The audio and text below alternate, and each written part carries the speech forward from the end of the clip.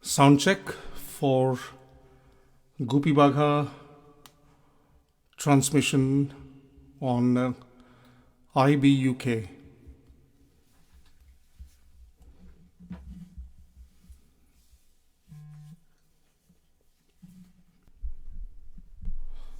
Almost time. I hope some of you have already joined in. I am not, to be honest, in a position to see. Yes, I can see 16 people already joined in, which is good. So at least 16 parents have somehow convinced the little ones to come and listen to Guppy Gain Bagha Bhain, the original story. I can see the number dropping to 15. So somebody just stumbled upon the transmission. So we'll just wait for a couple of more minutes. It's 3:59 and we'll just wait for a couple of minutes more and we shall start today's special episode of Guppy Gain Bagha Bhain. I can't see the comments which are coming in, so I would request the moderator Dalia Singh to kindly WhatsApp me if anything is amiss, if you can't hear me, or if anything is going wrong. If you can let me know, that would be great.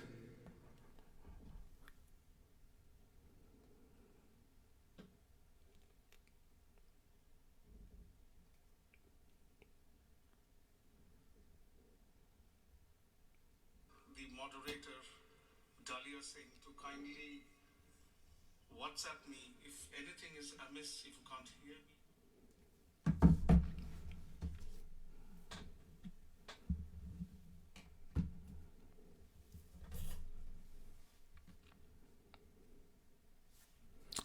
Okay, I think we have enough people. It's exactly 4 o'clock. And as you know, children, Uncle Joy is very, very, very careful about the timing. So I shall give a quick introduction in English so that you all know what I'm going to talk about today. Long, long ago, about more than 100 years ago, 105 years to be precise, there used to be a grand old man called Upendra Kishore Roy Chaudhary. Yes, you heard me right, it's a huge name in all respects. He was a very famous author and a publisher. His name was Upendra Kishore Roy Chaudhary, and he wrote this story way back in 1915, which is 105 years back, children. Yes, he did. And he wrote this story in a children magazine called Shandesh.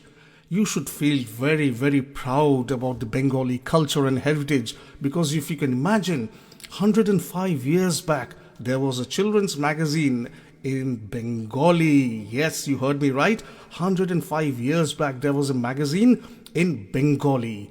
Now, he thought of writing a story for little children about two friends. Now the friends, who are the friends? The main character. Initially the story was called Guppy Gain. Yes, you saw me right. This is Guppy Gain, the one who could sing Gaan Theke Gain, and his friend Bagha Bhain. So Bain is somebody who can play, and Bagha is his name. So it's a story about two friends called Guppy Gain and Bagha Bhain. Now, children, the first superhero character, I think, came in front of us in the year 1931, which was Superman. But much before Superman came Guppy Gain and Bagha Bhain. And why am I saying this? Because both Guppy and Bagha had special powers. And special powers, what were the special powers? We will find out very, very soon. So children, if you all are ready, so am I to tell you the story of Guppy Gain, Bagha Bhain. Now, one thing you must note, that there has been a very famous film by the authors the writer of the story, Upendra Kishore's grandson, Satyajit Ray. You must have heard about Feluda from your dad and mom. We grew up with Feluda, and this gentleman, Satyajit Ray, who was his grandson, made a beautiful film from the story Gopi Gain O Bagha Bain. Now, the funny thing is, this O was not there in the film name. It was Gopi Gain Bagha Bain, but the original story was called only Gopi Gain. Then it was edited in Sandesh in 1915 to Gopi Gain O Bagha Bain. So let us start the story for today.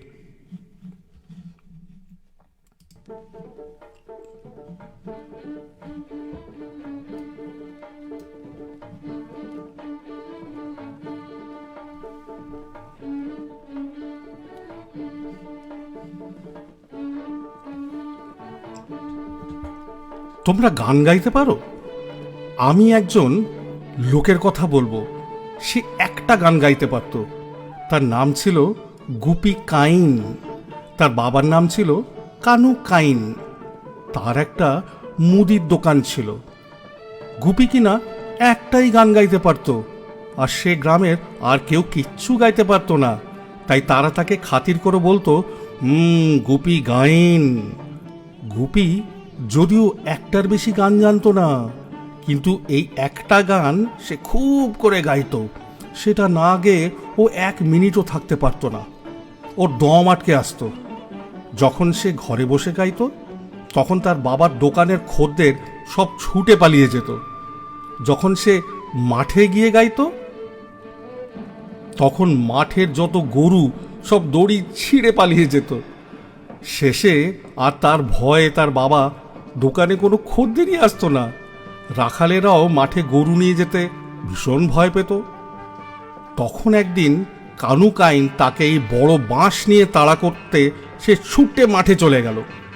সেখানে রাখালের দল লাঠি নিয়ে আসতে সে বনের ভেতর গিয়ে খুব সে গান গাইতে আরম্ভ করলো।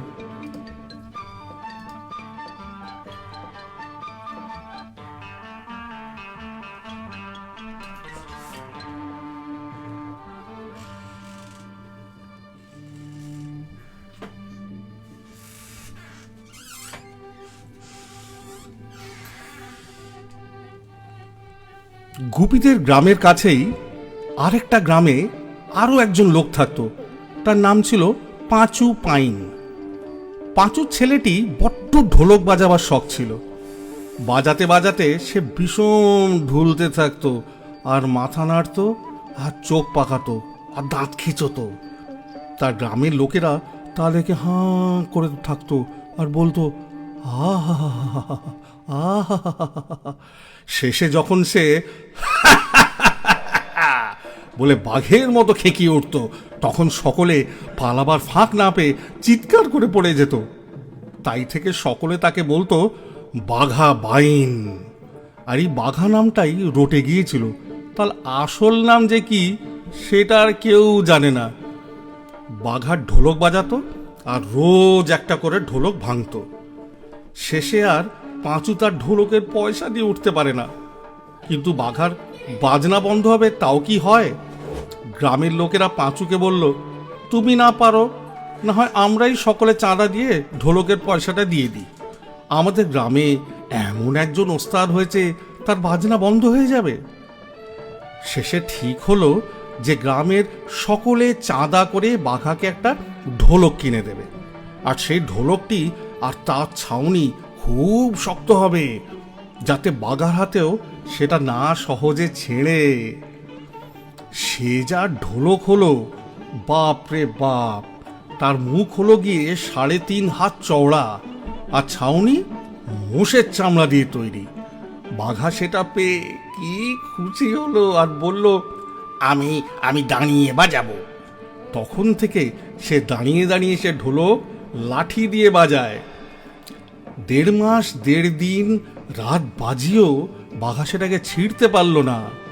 ততদিনে তার বাজনা শুনে শুনে তার বাপ মা পাগল হয়ে গেল। গ্রামের লোকের মাথা ঘুরতে লাগলো। আর দিন কতক এইভাবে চললে কি হতো বলা যায় না।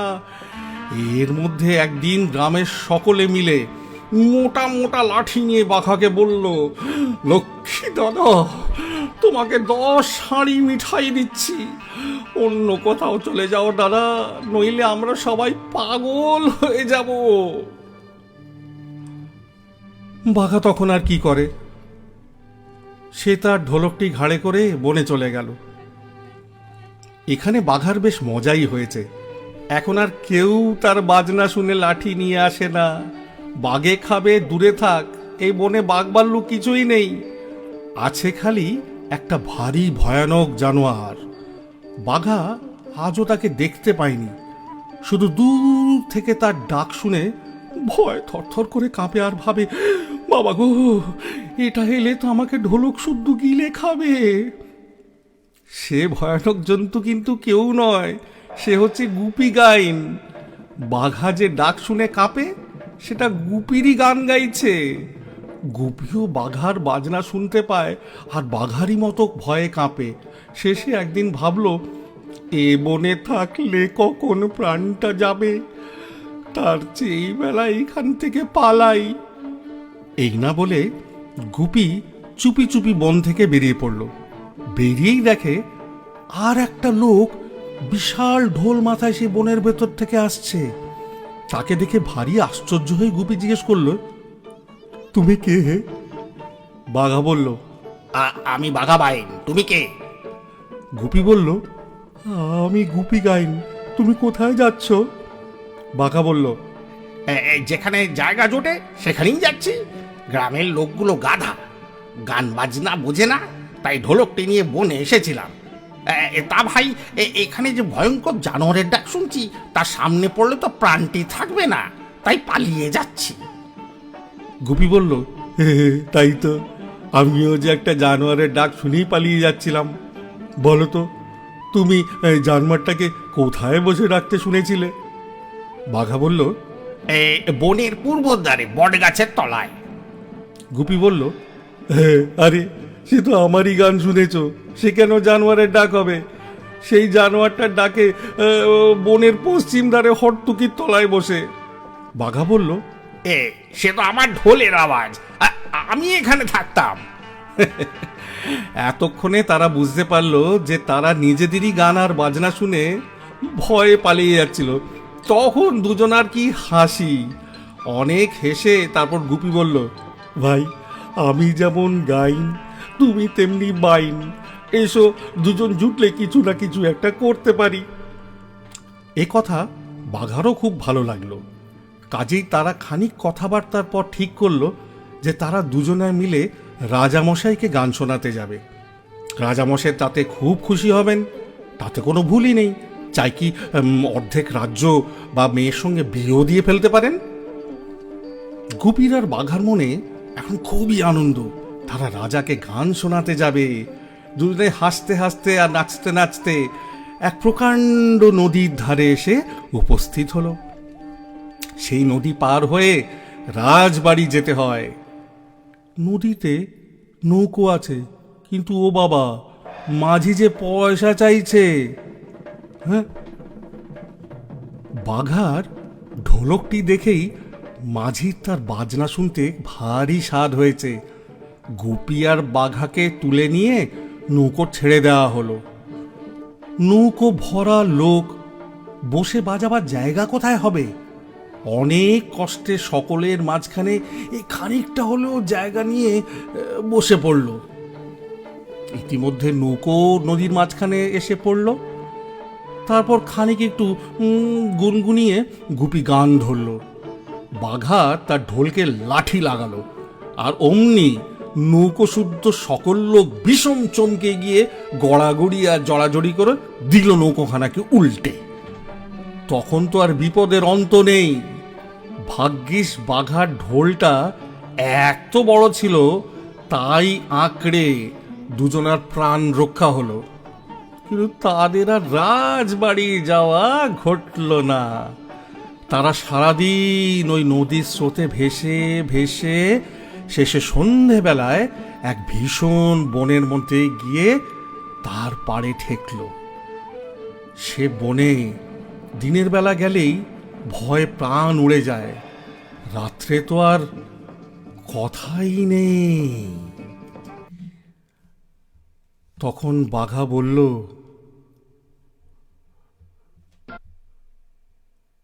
গুপিদা, বড়ই তো বিষম দেখছি, এখন কি করি বলো তো?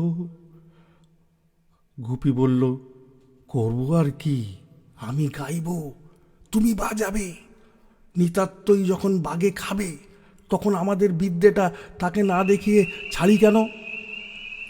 বাঘা বলল, ঠিক বলেছ দাদা, মরতে হয়তো ওস্তাদের মতো মরি, পাড়াগে ভূতের মতো মরতে রাজি নই।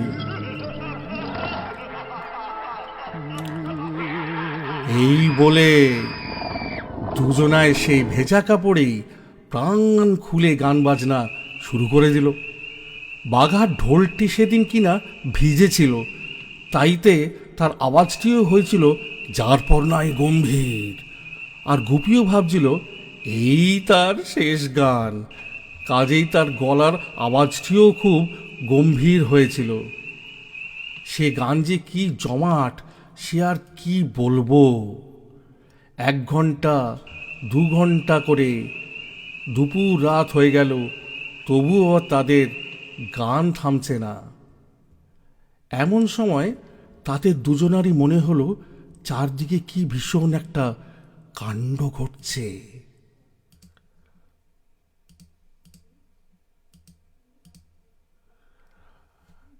ঝাপসা ঝাপসা কালো কালো এই বড় বড় কি সব যেন গাছের উপর থেকে উঁকি মারতে লেগেছে। তাদের চোখগুলো জ্বলছে যেন আগুনের ভাঁটা, দাঁতগুলো বেরোচ্ছে যেন মূলোর সার। তাই দেখে তখনই আপনা হতে বাঘার বাজনা থেমে গেল।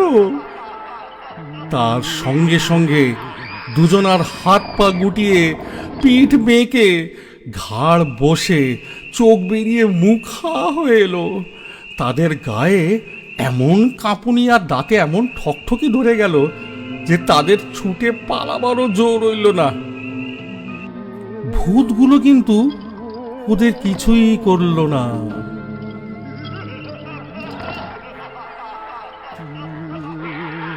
তারা তাদের গান বাজনা শুনে খুব খুশি হয়ে গেল। খুব খুশি হয়ে গেল ভূতেরা।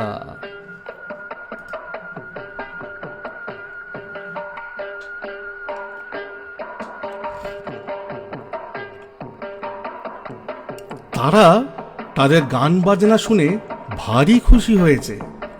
তাদের রাজার ছেলের বিয়েতে গুপি আর বাঘার জন্যে বায়না করতে এসেছে। গান থামতে দেখে তারা নাকি সুরে বলল, থামলি কেন বাপ, বাজা বাজা বাজা। এ কথায় গুপির আর বাঘার একটু সাহস হলো। তারা ভাবলো এ তো মজা মন্দ নয়, তবে একটু গেয়েই দেখি না। এই বলে যেই তারা আবার গান ধরেছে, অমনি ভূতেরা দুজন একজন করে গাছ থেকে নেমে এসে তাদের ঘিরে নাচতে আরম্ভ করলো। সে যে কি কাণ্ড কারখানা হয়েছিল, সে না দেখলে কি আর বোঝার উপায় আছে? গুপি আর বাঘা তাদের জীবনে কখনো এমন সমজদারের দেখা পায়নি। সে রাতটা এমনি করেই কেটে গেল। ভোর হলে তো ভূতেদের বাইরে থাকবার জো নেই, কাজেই তারা একটু আগেই বলল,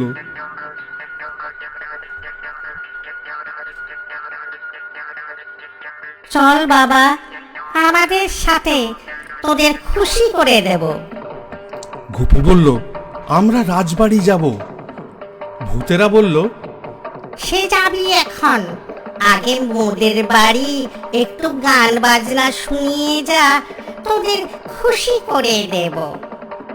কাজে কি আর করা, তখন তারা দুজনে ঢোল নিয়ে চলল ভূতেদের বাড়ি। সেখানে গান বাজনা যা হলো সে আর বলে কাজ নেই। তারপর তাদের বিদায় করার সময় ভূতেরা বলল, তোরা কি চাস? গুপি বলল, আমরা এই চাই যে আমরা যেন গান গেয়ে গান বাজিয়ে সকলকে খুব খুশি করতে পারি। ভূতেরা বলল, তাই হবে। তোদের গান বাজনা শুনলে আর সে গান শেষ হওয়ার আগে কেউ সেখান থেকে উঠতে পারবে না। আর কি চাস?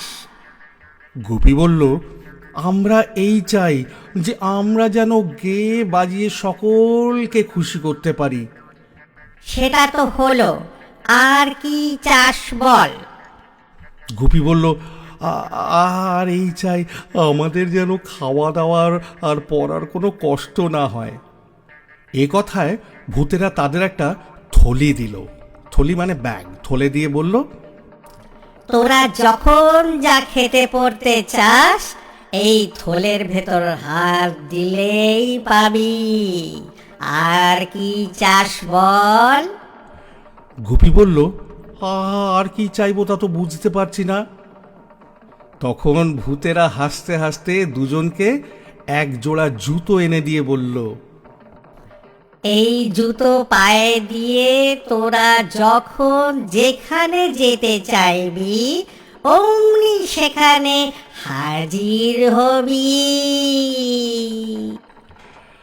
তখন তো আর কোনো ভাবনাই রইল না। গুপি আর বাঘা ভূতেদের কাছ থেকে বিদায় নিয়ে সেই জুতো পায়ে দিয়ে বলল, তবে আমরা এখন রাজার বাড়ি যাব। অমনি সেই বন কোথায় যেন মিলিয়ে গেল। গুপি আর বাঘা দেখল তারা দুজন একটা প্রকাণ্ড রাজবাড়ির দরজার সামনে দাঁড়িয়ে আছে। এত বড় আর এত সুন্দর বাড়ি তারা কোনো দিন জীবনে দেখেনি। তারা বুঝতে পারল যে এটাই হচ্ছে রাজবাড়ি। কিন্তু বাচ্চারা, তোমরা কি জানো এই রাজবাড়িটা কার ছিল? এই রাজবাড়িটা ছিল এই রাজাটার। হ্যাঁ, এই রাজার রাজবাড়িতে গিয়ে হাজির হয়েছে গুপি ও বাঘা। এইখান থেকে ওদের অ্যাডভেঞ্চার শুরু।